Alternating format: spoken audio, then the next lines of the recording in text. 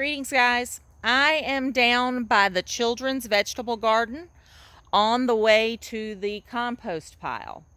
And we're going to talk about Liriodendron tulipifera, tulip poplar, or yellow poplar.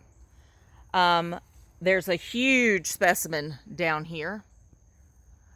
So when we look at the leaves, they're alternate, simple, and lobed.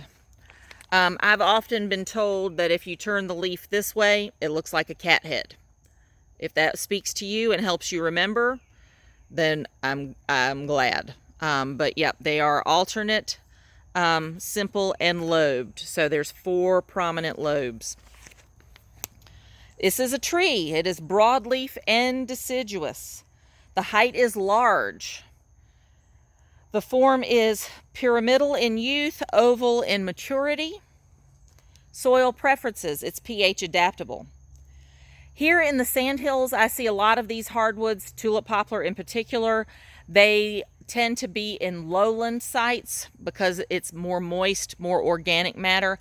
I don't see them up competing with the longleaf pine in the upland sites. There's just not enough moisture there for them. Prune in winter. Growth rate is considered rapid. Exposure to light is sun. Climactic hardiness zones 4 through 9. Landscape uses: naturalized setting, shade tree or specimen shade tree. Flowers are considered showy, late spring or early summer. They're kind of a greenish yellow with an orange center. But the thing to note about it is they're beautiful, but it's hard to appreciate them because when the tree is 60, 70, 80 feet tall and most of your canopy is up high versus down low, you often don't see them until they fall off and hit the ground. The fruit is considered profuse. It is a samara. So a samara is a winged seed.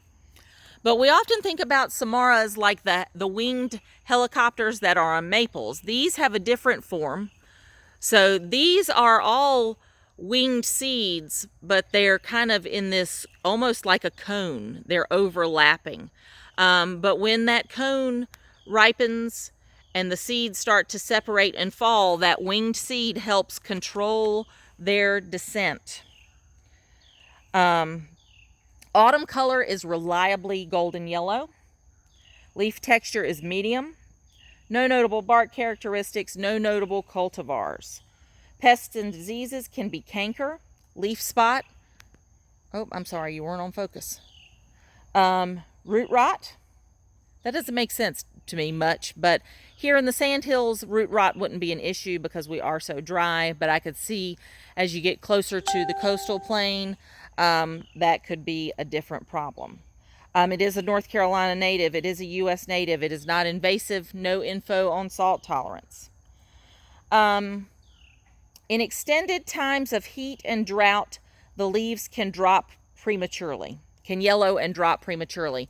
And that's in my childhood, I regularly saw yellow poplars start to drop leaves sometime in August. Late July, August, when we really started to have some extreme heat and periods of drought, that could be something that was notable. When everything else is still green along the roadsides, those yellow leaves that you start to see are going to typically be yellow poplar.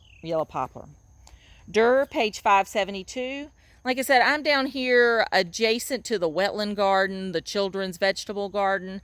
There's some other specimens along the wetland trail, but as I said, the canopy is really high. So it's not always easy to see. And I wanted to show you, there's some suckers coming here.